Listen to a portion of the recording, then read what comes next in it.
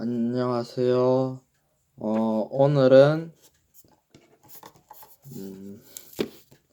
오늘도 아이를 남과 다르게 키우는 유태인의 53 유태인의 자녀교육법 53에 대해서 읽어보겠습니다. 어, 어, 출판사는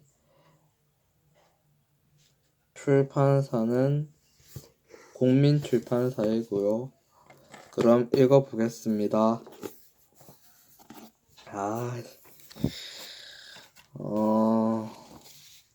3장부터 읽어보겠습니다. 머리를 써서 일하도록 가르쳐라. 머리 중심의 교육 환경. 대부분의 사람들이 유태인은 머리가 좋다고 믿고 있는 듯하다. 사실 미국에서 아이비 리그라고 불리는 하버드, 예일, 콜롬비아, 프린스턴 등의 인류 대학 교수들 가운데 30%가 유태인이라고 한다. 또 1905년부터 1973년까지의 노벨상 수상자 310명 가운데 10%가 넘는 43명이 유태인 또는 유태계이다. 그러나 이러한 사실들이 유태인이 선천적으로 우수하다는 것을 말해주는 것은 아니다.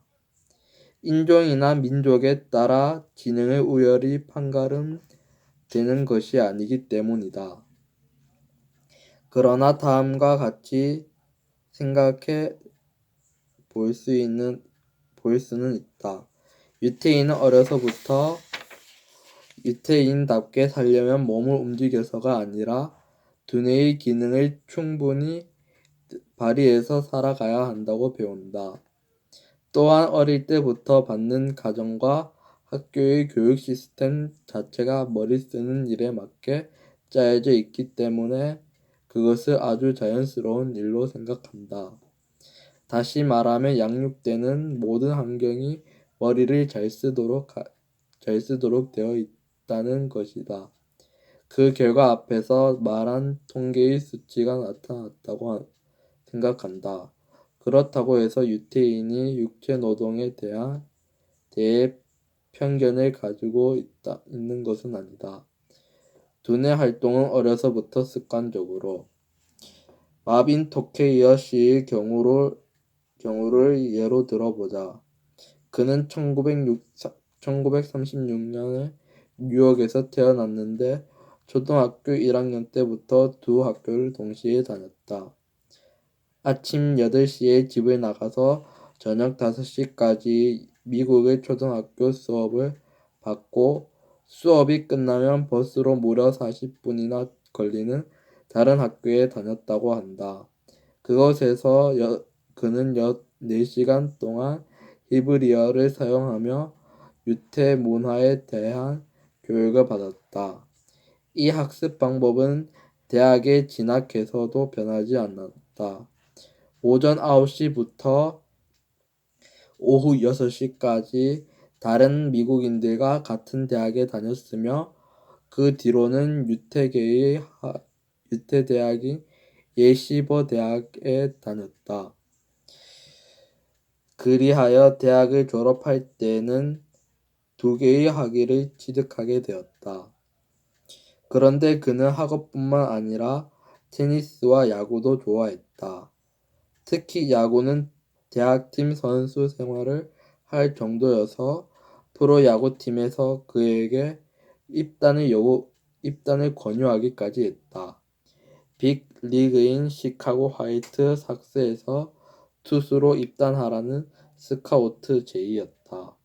그의 손가락 모양이 보통 사람과 달라서 직구를 던져도 아래로 쳐지는 볼이기 때문에 여간에서는 홈런을 치기 어려운 구질이었다고 한다. 그가 이 스카우트 제의에 대해 아버지에게 상의하자 그의 아버지는 그 일을 너에게 어울리지 않는다라고 충고했다고 한다. 앞서 말했듯이 토케이어 씨는 초등학교 때부터 계속 두 학교를 동시에 다녔고 머리를 최대한 사용하도록 배웠다. 그렇기 때문에 아무리 선천적으로 황금의 손가락을 가졌다 하더라도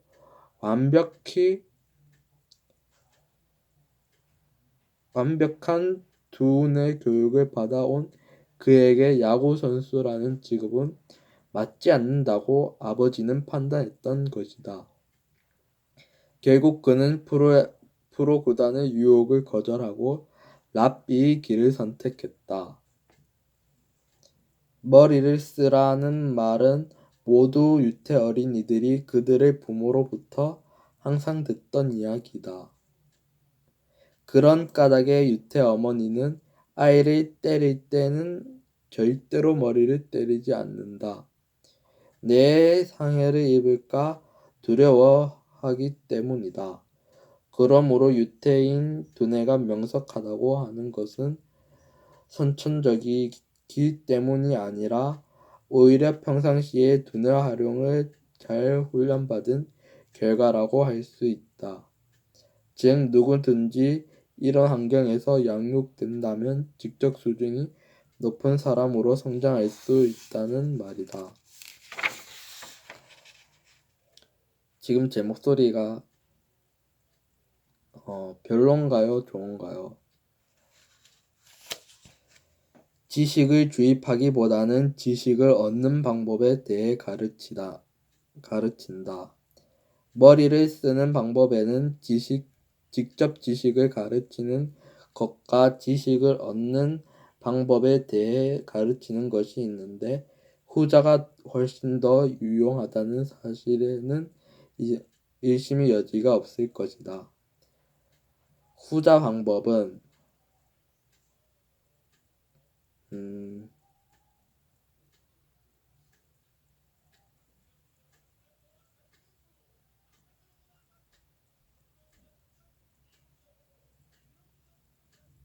지식을 얻는 방법이 있네요. 유용하다는 사실에는 의심의 여지가 없을 것이다. 이에 대해 단적으로 표현한 옛 유태 속담으로 물고기 한 마리를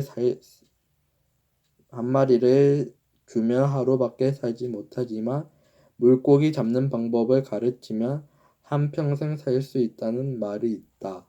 그렇겠지. 물고기를 하루에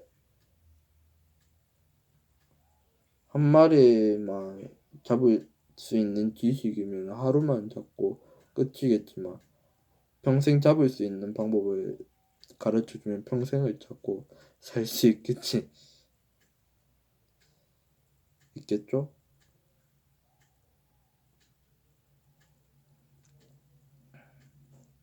물고기 잡는 방식을 가르치면 한평생 살 수 있다는 말이 있다. 물고기를 지식에 비유해 보면 이 속담의 의미를 알 수 있다. 어린이에 대해서도 마찬가지로 학문을 가르치는 것만으로 우리 어른들의 임무를 다한 것은 아니다. 배우는 방법까지도 가르쳐 주어야 한다. 그런데 한국의 학교 선생님에게 요구되는 것은 일정한 양의 지식을 학생의 머릿속에 넣어주고 어떻게든 시험에 통과할 수 있는 능력만 생기게 해주는 것이 전부인 듯하다. 그리고 대부분의 부모들 역시 자신의 아이를 상급 학교에 진학시키는 것에 모든 기대를 거는 것 같이 보인다. 이것이 물고기 한 마리를 주는 것과 같은 것으로서 설령 상급 학교에 합격한다 할지라도 그 이후에 더 이상의 발전을 기대하기 어렵다. 그보다는 지식의 체계를 어떻게 자기 자신으로 할 것인지 그 방법에 대해 가르친다면 학생은 그것을 다른 일에도 적용할 수 있게 되고 학문에 대한 흥미도 더해갈 것이다. 이런 이유에서 유태학교에서 학생들에게 과제물을 내줄 경우 우선 가능한 한 많은 자료를 수집하도록 요구한다. 그리고 그 자료들을 종합 정리 수정하여 자신의 머리로 직접 과제를 완성해서 제출하도록 한다. 평가의 기준도 그 내용보다는 자료를 다룬 방법에 핵심을 둔다. 이렇게 유태인은 모든 기회를 이용해 최대한 머리를 이용하는 체계 속에서 길러지고 있다. 오늘은 제3장까지 읽어보았는데요. 제3장에서 얻은 교훈은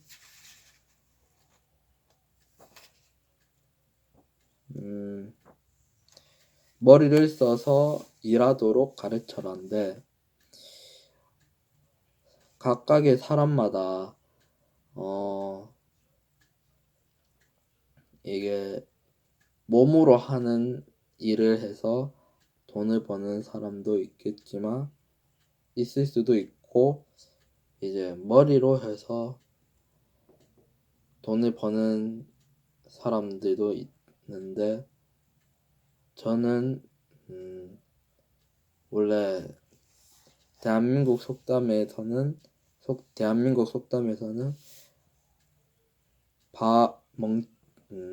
머리가 나쁘면 몸이 고생한다는 말도 있듯이, 이제 똑똑해야지 이제 제대로 이제 사람들도 이제 무시를 안 하고 이제 안정된 사회에서 살 수 있듯이, 이제 똑똑해야지 이제 잘 살아갈 수 있다는 것을 말하는 것 같습니다. 오늘은